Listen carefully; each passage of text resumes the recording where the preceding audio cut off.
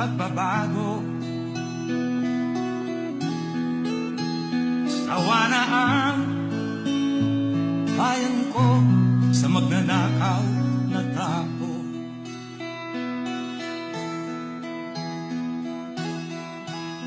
Madilim na kahapon,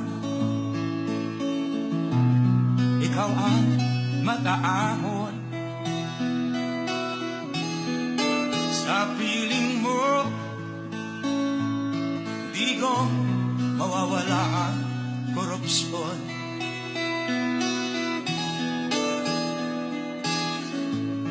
Tayo na, Pilipinas, tayo na magbago.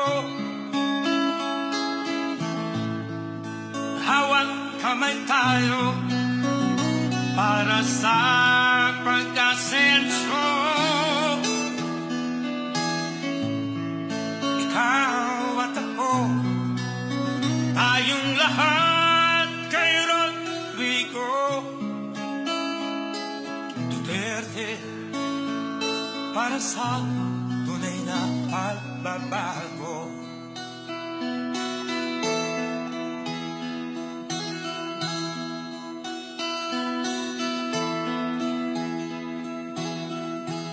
Masdan mo ang paligid, talamak mga krimen,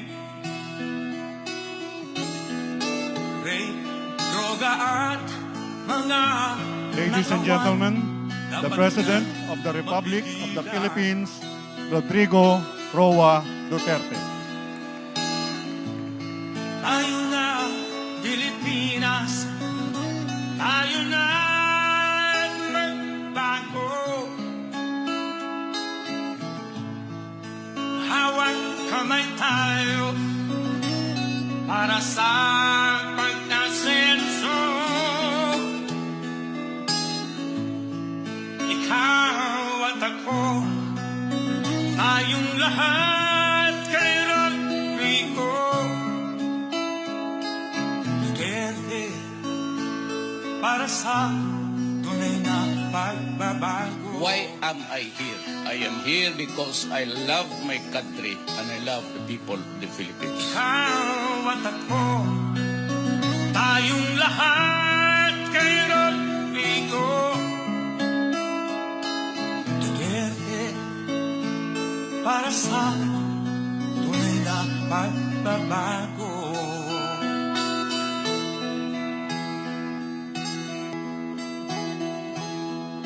Ikaw ang Pangulo para sa pagbabago. Sawa na ang bayan ko sa magnanakaw na tao.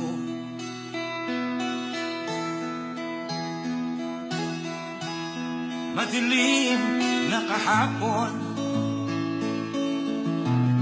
ikaw ang mataahon. Sa piling mo, di ko.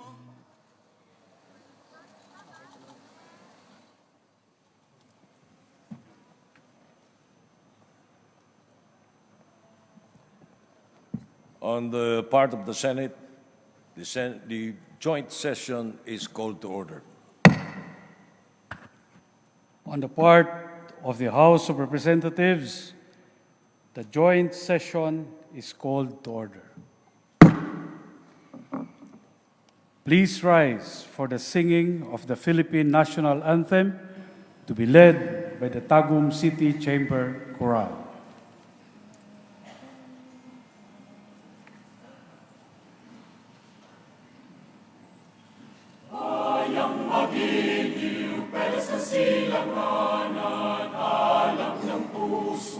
Sa dibdib mo'y buhay, lupang hinirang, duyan ka ng makiti, sa manlulupi, di ka pasisikin, sa dagat at bundok, sa simoy at sa langit mong baka, na dinagang tula at awit sa paglayang minamahal, ang isa't ng watawat mo'y tagumpay na nagdidinig. Ang bituin at araw niya kailan pa may magdidilim. Lupa ng araw ng walang pagsinta, buhay langit sa piling mo. Aming ligaya na pag may mga api, ang mamatay ng dahil sa'yo.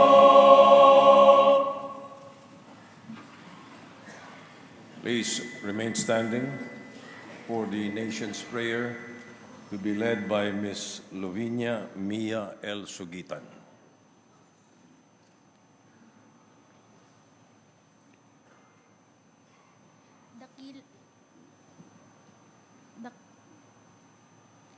Dakilang Panginoon, aming Ama, dinggin ninyo ang aking panalangin sa ngalan ng aking mga kapwa kabataan. Itinataas ko sa inyong pangalan ang aming bayan. Bigyan ninyo ang aming Pangulo, inyong karunungan na hindi masusukat. Tapang ng kalooban na piliin ang tamang daan. Kahit gaano kahirap na ito ay tahakin. Idinadalangin ko sa inyo ang lahat ng namumuno sa amin, na mapagtagumpayan nila ang bawat pagsubok, na gamitin ang kanilang kapangyarihan bilang sandata. Bagkus nang may pakundangan tulad ng pagkalong sa isang bata. Pinapanalangin ko din po ang mga lider ng iba't ibang relihiyon na marinig nila ang iyong salita, makilala kayo sa kanilang mga puso, na sa kanilang pagluhod, kami ay dalhin sa trono ng inyong pagpapala. Ipagkaloob ninyo sa inyong mga anak na lubusang nananampalataya at nagtitiwala sa inyo. Kagalakan, kapayapaan, at kapanatagan ng kalooban sa isang bayan na masagana at nagkakaisa. Ang lahat ng ito, samo at dalangin namin sa inyong makapangyarihang pangalan. Amen. Amen. Ladies and gentlemen, honorable members of the Congress of the Philippines, Rodrigo Roa Duterte, President of the Republic of the Philippines.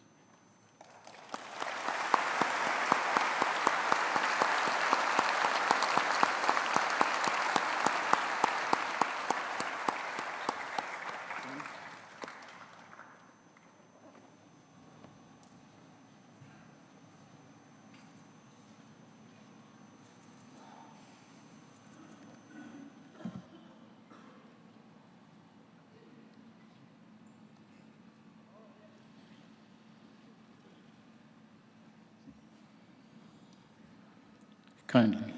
Thank you for your courtesy.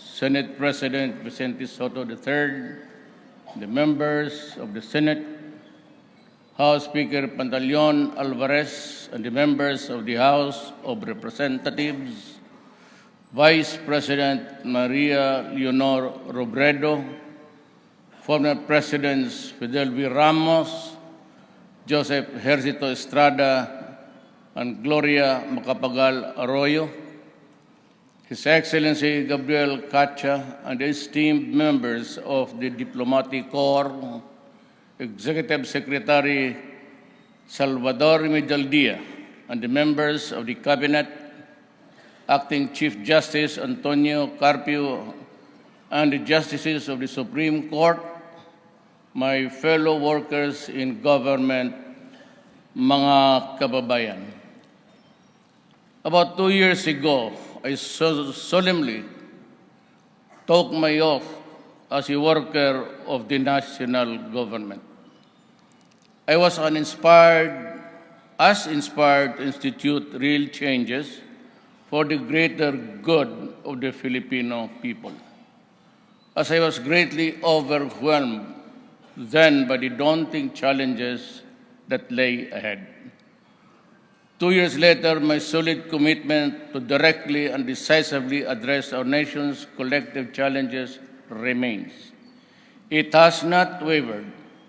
In truth, it has even gotten stronger through adversity and the desire to give the people the most we can within my term in this government.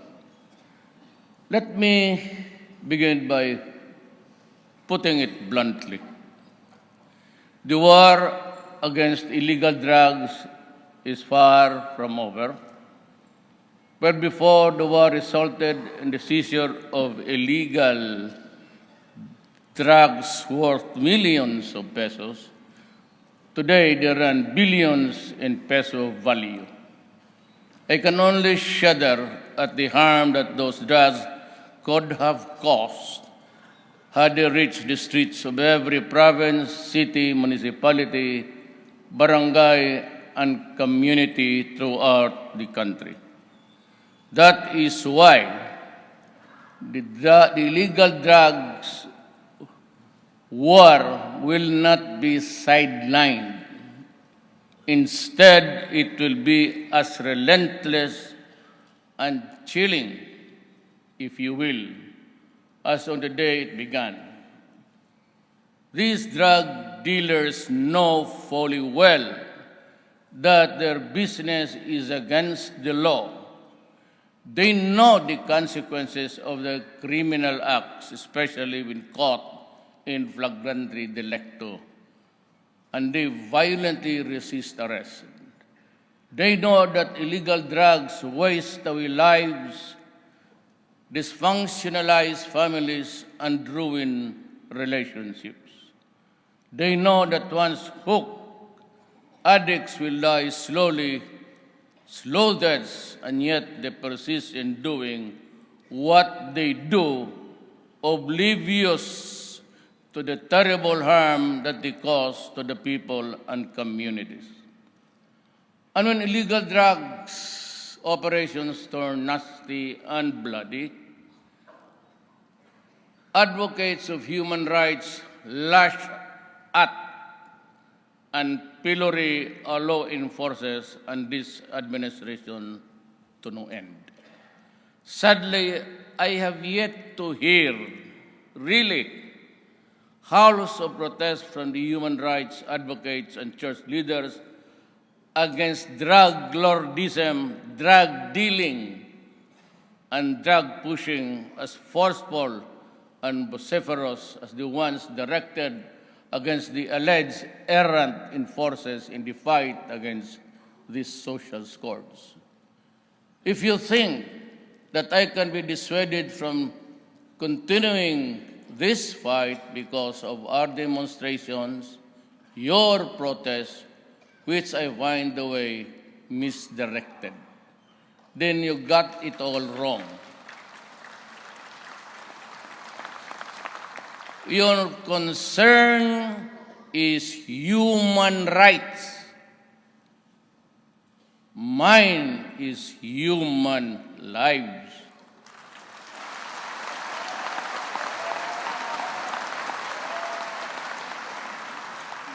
The lives of our youth are being wasted and families are destroyed, and all because of the chemical called shabu, cocaine, cannabis, and heroin. Human rights to me means giving Filipinos, especially those at the society's fringes, a decent and dignified future to the social and physical infrastructures necessary to better their lives and freedoms, and the hard-earned property of every Filipino whose condition we wish to improve shall be protected from criminals, terrorists, corrupt officials, and traffickers and contrabands. You worry about the present.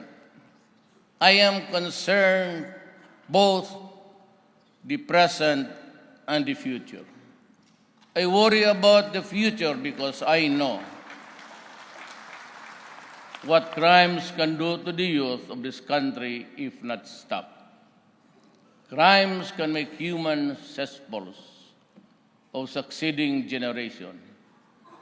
I will not allow it to happen. Not during my term. Time and again, I have stressed that corruption must stop. Corruption is like a leech that it bleeds the government of funds, program, infrastructure, and social development projects. It saps the morale of dedicated and honest government workers, and corruption destroys those who succumb to its temptation, and eventually it is the innocent who will suffer and bear its horrible consequences. The love of money is corrosive, and sadly, the desire to make the easy kind of being imaginative and manipulative corrupts absolutely. Stolen wealth does not make the thief respectable. Neither will the trappings of wealth mask or cap the stink that thievery exudes. One day, justice will catch up with those who steal government funds. And when the day comes, it will be the public who will have its retribution. While we run after those who steal the people's money, we are also enhancing the government's delivery of frontline services. I thank Congress for the swift passage of the ease of doing business, which is significant.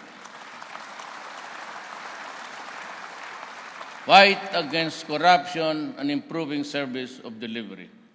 We need to sustain our momentum, and I hereby direct all government units, makinig sana kayo, and government agencies to faithfully implement this law and simply simplify the process. Hinihingi ko yan sa lahat na sa gobyerno under my control and supervision. Wag ho kayong magkamali. I particularly call the attention of the agencies with the number of red tape-related reports from the public. Make your services truly customer-friendly. Our people deserve efficient, effective, and responsive government services. They deserve nothing less. Kayo lang ayaw eh. Gusto ng tao, kayo yung binabayaran, make your living from the pockets of the people, and you have a lousy and corrupt bureaucracy. I have friends and political supporters whom I appointed to public office and then dismissed or caused to resign. I need not mention their names or recount the circumstances surrounding the removal or resignation. Media has more than amply reported that. I value friendship. Make no mistake about it, but it has its limits. This is a lonely place I am hemmed in. Do not make it lonelier by forcing me to end our friendship because you gave me the reason to end it. It pains me to no end the loss of friendships, and that is why I appeal to you to help me in my cause so that our friendship will endure. For as long as I can remember, the bulk of the income generated in Mindanao used to be remitted to what we in Mindanao refer as the Imperial Manila, to fund national projects, primarily in the Metro Manila area, leaving a pittance to Mindanao as its share thereof. Mindanao was dubbed as the land of promise, and Mindanaoans say in derision that is so because what it got from government through the years were promises, promises, and more promises. We aim to rectify that derisive observation, and as a matter of fact, we are now in the process of fulfilling that promise through significant increases in the budget for Mindanao. At the end of my term, I hope to see the promise of Mindanao fulfilled, or at least at the very least, approaching fulfillment. Be that as it may, Mindanao pauses at the crossroads of history. One road leads to harmony and peace. The other to war and human suffering. Despite all that has been said or against the Bangsamoro Organic Law by all sectoral groups, I make this solemn commitment that this administration will never deny our Muslim brothers and sisters the basic legal tools to chart their own destiny within the constitutional framework of our country. When the approved version is transmitted and received by my office, the law has been passed actually, and I intend to give me 48 hours to sign it and ratify the law.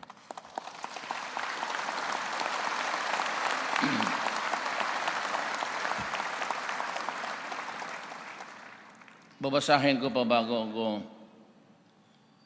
pipirmahan. Baka may siningit kayo dyan na hindi maganda para sa ibang tao. We will need loads of understanding and patience to endure and overcome the birth pangs or pains of the new beginning. To me, war is not an option. We have been through the catastrophe in Marawi. We have seen the horror, the devastation, and the human toll, and the displacement of both Christians and Muslims alike. I have made a pledge that ISIS terrorists or groups or its allies will never gain foothold in our country.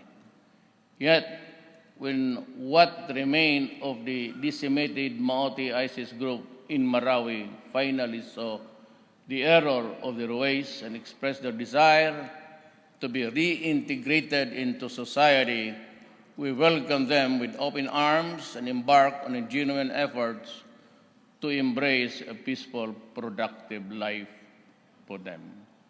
We owe it to our fallen soldiers and police officers in Marawi and elsewhere to put an end to the bloodshed and seek the path of true peace, a peace that will last beyond this lifetime and whose dividends our children will reap.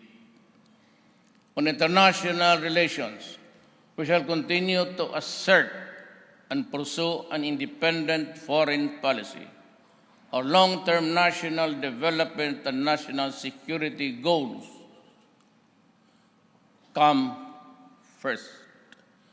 We shall continue to reach out to all nations regardless of their prevailing political persuasions or proximity to or distance from our shore, so long as this nation wish us well. Our stronger bonds with our ASEAN friends have made possible our trilateral border patrols with Indonesia and Malaysia, which has since then put out of business sea pirates, piracy, and other terrorists who used to infest our shared seas. This is a testament to the readiness of our country and our good neighbors to make regional peace and security our shared responsibility. We have successfully hosted the 50th ASEAN anniversary and the 31st ASEAN Summit last November 2017. We have shown the world that we are capable when we work together. The ASEAN events showcased not only the world-renowned Filipino hospitality and organizational capabilities, but also our artistic talent. I would like to commend the National ASEAN Organizing Council, led by no less than my Executive Secretary, Salvador Medialdia. Our re-energized relations with China has also led to an unprecedented level of cooperation between our nations on the war against transitional crimes. Our shared intelligence led to the discovery and dismantling of the clandestine Shabu laboratories and the arrest of Chinese chemists with the Dragon organization called Wu Syndicate. Our improved relationship with China, however, does not mean that we will waver in our commitment to defend our interests in the West Philippine Sea. This is why we engage China through this bilateral and multilateral platform, such as the ASEAN-China and the Philippines-China bilateral consultation mechanism. Opening lines of communication and amicably managing differences have led to positive development that include renewed access of Filipino fishermen to the areas in dispute in the Philippines, West Philippine Sea. Participation in the ASEAN-China dialogue has also resulted to the draft framework for the Code of Conduct in the South China Sea, which intends to resolve peaceful disputes by peaceful means. We admire our Filipino migrant workers for their selflessness and courage in enduring the hardships of living away from home to provide for their families. You epitomize the innate resilience of the nation.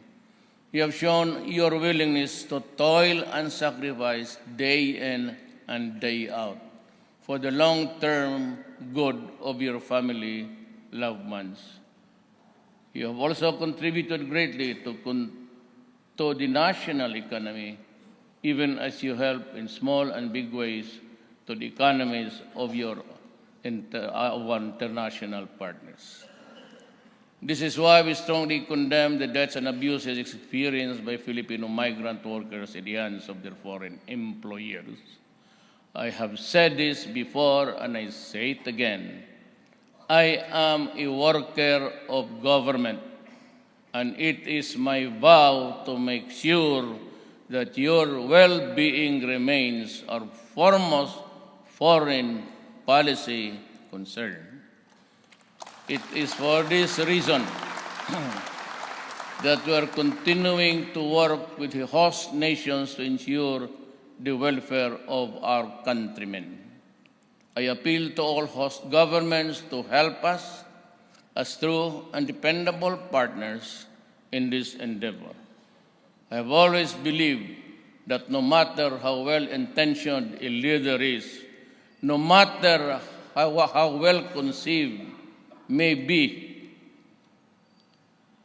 his mission, if he lacks the political will to do what needs to be done, they can only end up a failure and a hopeless dreamer. As a worker of government, I promise to do whatever it would take to give all Filipinos a comfortable life, fighting powerful interests and making sacrifices. My obligation is to promote and uphold the greatest good for the greatest number.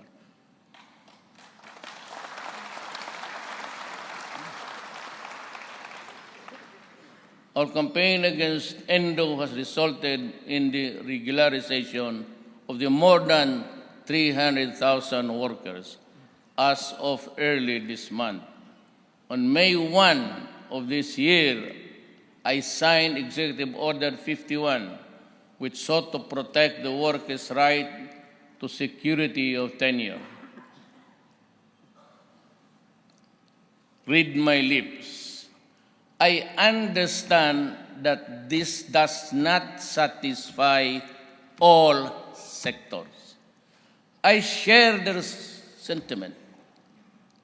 I truly do. Much as I would like to do the impossible, that power is not vested upon me by the Constitution, and neither will I make both ends meet, even if I will violate the laws to achieve that purpose. Simply, it is not part of my territory. That is why I add mine to their voices in asking Congress to pass legislation ending the practice of contractualization once and for all.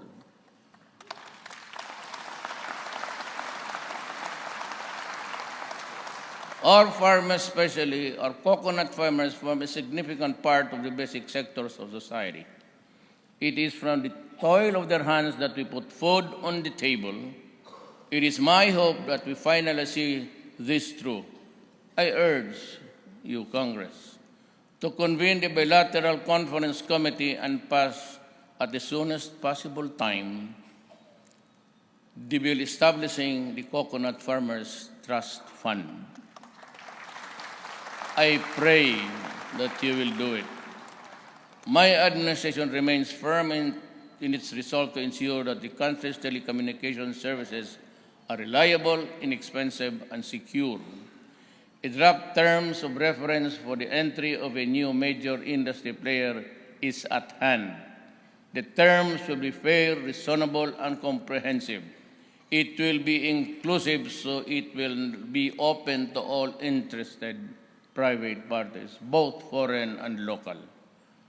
The only condition is that the chosen entity must provide the best possible services at reasonably accessible prices.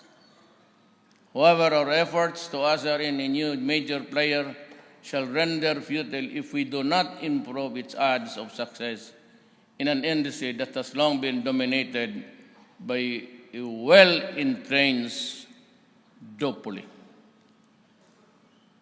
We shall therefore lower interconnection rates between all industry players, not only to lessen the cost to the customers, as it will also lower the cost of incoming players to access existing networks. A market environment that is more conducive to competition. This is a policy which is crucial to ensure that our solution to our telecommunication problems will be both meaningful and lasting. In the last 2 years, experience has taught me that lack of consultation or insufficiency of information can, at times, lead to rash judgments.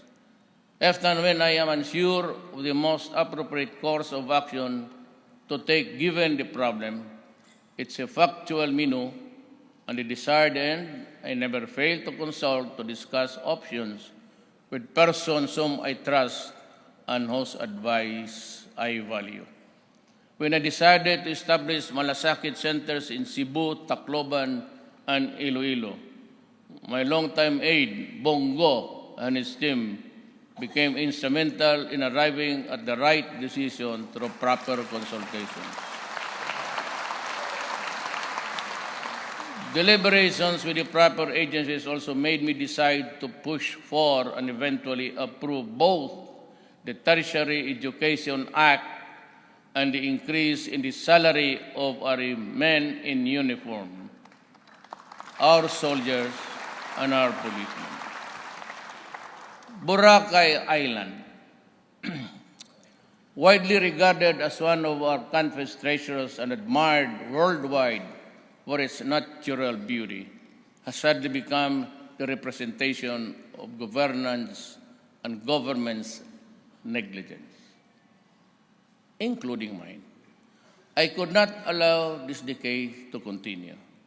Decisive action has long been overdue, recognizing that we are mere stewards of our natural resources. And I said, enough is enough. We intend to restore its environmental integrity alongside measures to alleviate those whose livelihood were momentarily affected. Environmental protection and ensuring the health of our people cannot be overemphasized. Thus, our actions in Boracay mark the beginning of a new national effort. This is just for the other tourist destinations needing urgent rehabilitation and enforcement of environmental and other laws shall soon follow. I urge local government units to proactively enforce our laws and not wait for us to swoop down on your areas just to do your duty and work.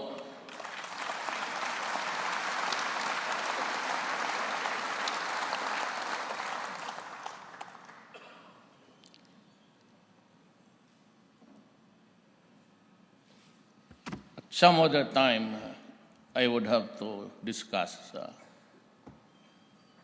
local government units. What has happened to Boracay is just an indication of the long overdue need to rationalize in a holistic, sustainable manner the utilization, management, and development of our lands. I therefore urge the Senate urgently pass the National Land Use Act to put in place a national land use policy that will address our competing land requirements for food, housing, business, and environmental conservation. We need to do this now. To help safeguard the present and future generations, we have to earnestly undertake initiatives to reduce our vulnerabilities to natural hazards and bolster our resilience to the impact of national disasters and climate change. As I have stated last year, we must learn from the experiences from the Super Typhoon Yolanda and other mega disasters, and from global best practices. We need a truly empowered department characterized by a unity of command, science-based approach, and full-time focus on natural hazards and disasters, and the wherewithal to take charge of the disaster risk reduction, preparedness response with better recovery and faster rehabilitation. Hence, we in the Cabinet have approved for immediate endorsement to Congress the passage of a law creating the Department of Disaster Management, an interagency. Just like FEMA, we don't know if it's an effective agency in the United States government. An interagency crafted and a high priority measure aimed at genuinely strengthening our country's capacity to reliance on natural disasters. I fervently appeal to Congress to pass this bill with utmost urgency. Our people's safety requirements cannot wait. Ours is a rich and beautiful country. Indeed, add to that a great number of people equipped with technical expertise and professionalism, and you have a country poised to soar and take this place among the world's economic and financial eagles. God willing, inshallah. Nature enjoyed us with its wealth to be taught for the benefit of all generations. My policy in the utilization of these resources is non-negotiable. The protection of the environment must be top priority. And extracted resources must be used for the benefit of the Filipino people, not just a select few. Do not just give me taxes. I can get it from other sources. Give me what needs to be given to my countrymen. To the mining industry, I see this once again and maybe for the last time. Do not destroy the environment or compromise our resources. Repair what you have mismanaged. Try to change management radically, because this time you will have restrictive policies, the prohibition of open pit mining is one. It is destroying my country. It is destroying the environment. It will destroy the world of tomorrow for our children. I again warn responsible miners along with their patrons to stop destroying our watersheds, recharge areas, forests, and aquatic resources. You can no longer fish in our rivers. It's all contaminated. And the color is not even brown or purple or white. It's black. You want to see it? I will invite you. We can go to the Walwal and the other mining areas. And I'm sure you will puke with what is happening to this country. Expect reforms, radical ones. I do not intend to quarrel with anybody with the money, but for as long as I'm here, I said, you will just have to contend with me. Expect you to do your part in ensuring our nation's sustainable development, starting now. Exhort all concerned agencies and local government units to uphold the concept of intergenerational responsibility in exploring and the utilization of our mineral wealth, protection and preservation of our biodiversity, anchored on the right to a balanced and healthy ecology. I applaud Congress for the timely passage of the train law. You have made funds available to build better roads, bridges, and improve health and education, and strengthen our safety and security.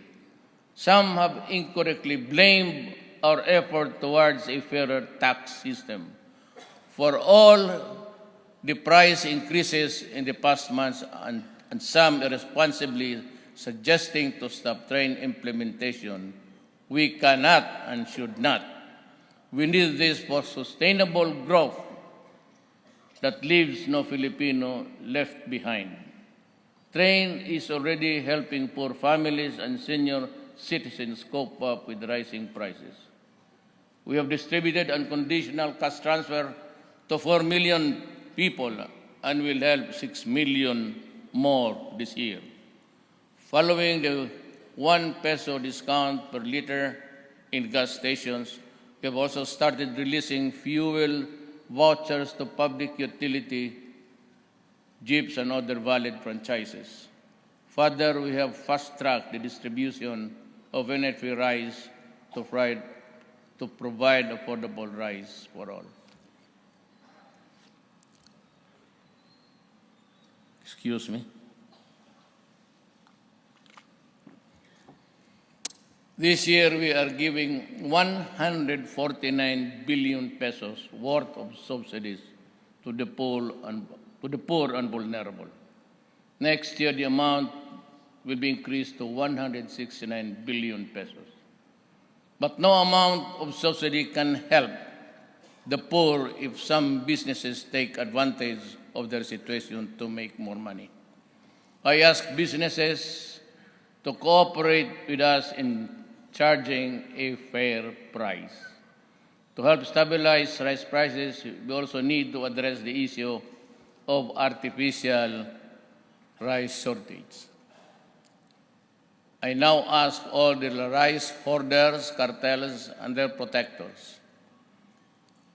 You know that I know who you are. Stop messing with the people.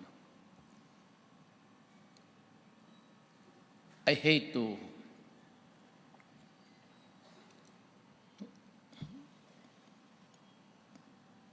power sometimes is not a good thing, but I hope I would not have to use it against you. Consider yourselves warned, mend your ways now, or the full force of the state shall be brought to bear upon you.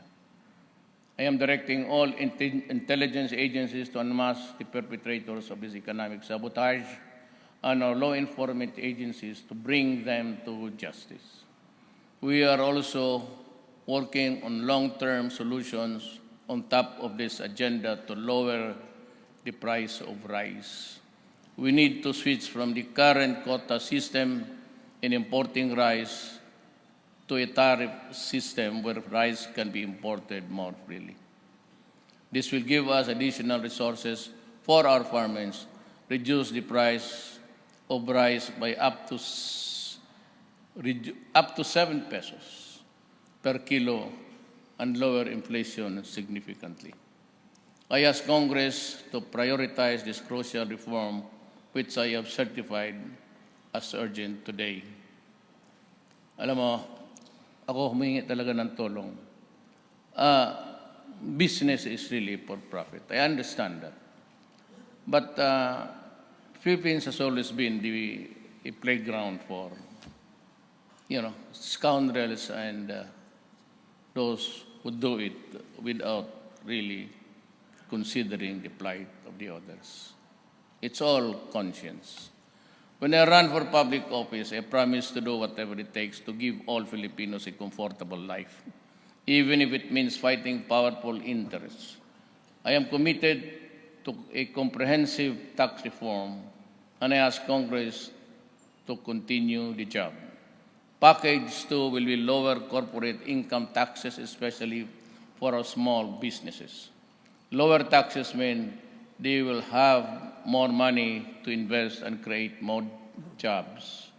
More than 99% of our businesses are micro, small, or medium enterprises and employ around 65% of our workers.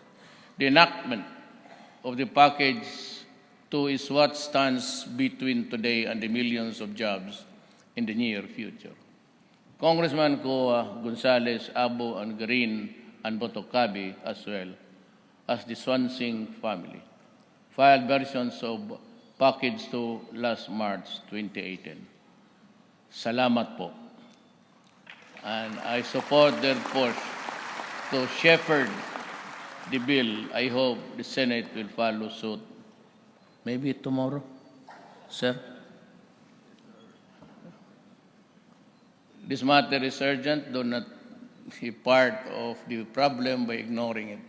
I hope to sign Package 2 before the year ends. I urge Congress to pass it in form that satisfy our goals and serves the interest of the many, not just the wealthy few. By the end of July 2018, all 5 packages of my tax reform would have been submitted to Congress. Apart from train, rice tariffication, and Package 2, they include the mining, alcohol, and tobacco tax increase, reform in property valuation, reform in capital income and financial taxes, and an amnesty program. I urge Congress to take them seriously and pass them in succession, for there is no chance that we can deliver our promises without an equitable tax system. One of the most important thrusts of this administration, medium-term development plan, is to cover all Filipinos against financial health risks. That is why I have directed concerned agencies to streamline the various sources of financial assistance for the people with health-related needs. We're currently institutionalizing the unified implementation of the no balance billing policy, through which the government and our private healthcare providers can work out a system that will provide an order of charging of medical expenses. Much needs to be done to improve our healthcare system, which remains highly fragmented, resulting in disparity in health outcomes between the rich and the poor, and in the urban areas and rural. While investments in health have increased over the several years, several policy and operational bottlenecks have constrained universal health care for this country. We shall pool our resources for health services under the Philippines institutionalized primary care as a prerequisite to access higher level of health care and supplement human resource gaps in the LGUs through a national health workforce support system. This will ensure that every Filipino gets the appropriate, affordable, and quality health services in appropriate facilities and will be protected from financial burden due to sickness. To this end, I urge the speedy passage of the Universal Health Care Bill authored by former Representative Harry Roque.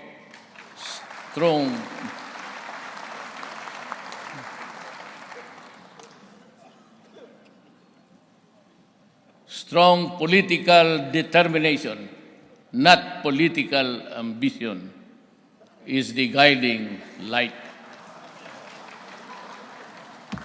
I have no illusions of occupying this office one day longer than what the Constitution under which I was elected permits, or under whatever Constitution there might be. 4 administrations before me have tried to amend the Constitution to be able to introduce amendments and revisions to the Charter, but none of them was successfully done for one reason or another.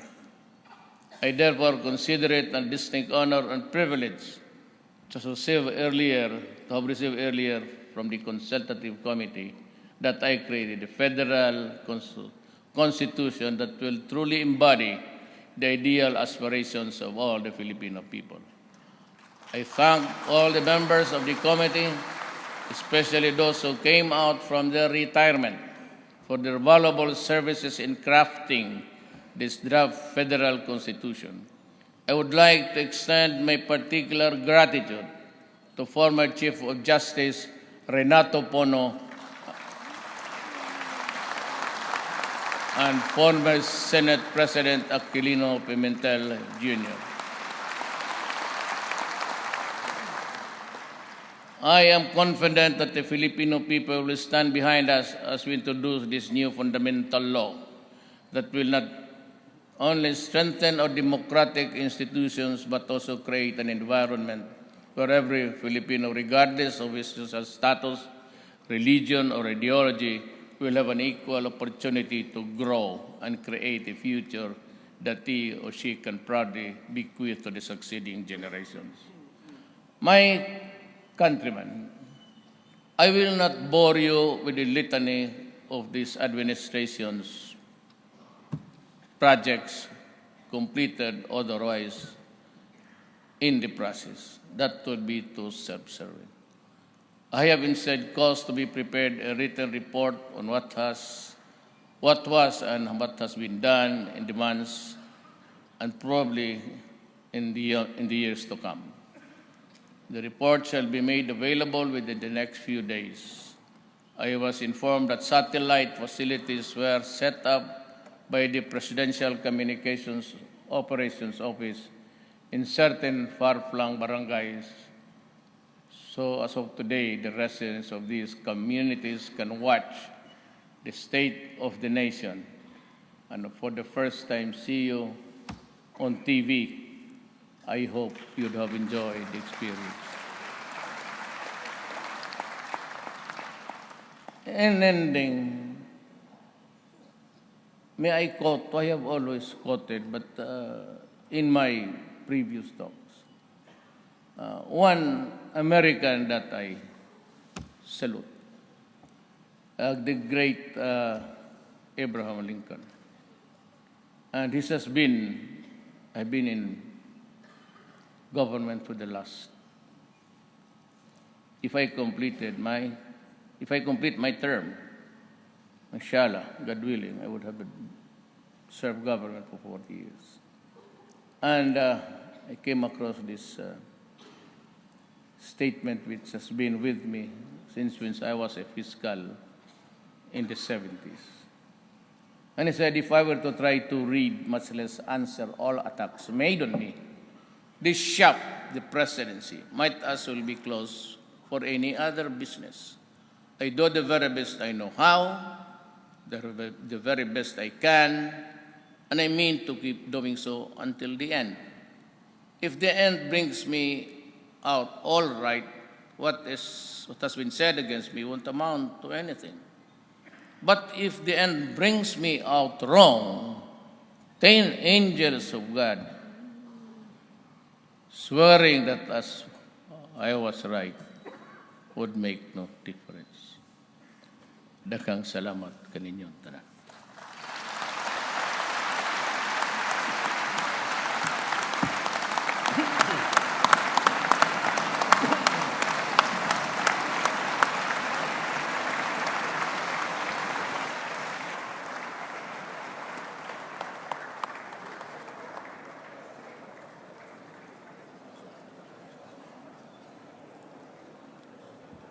On the part of the Senate, the joint session is adjourned. On the part of the House of Representatives, the joint session is adjourned.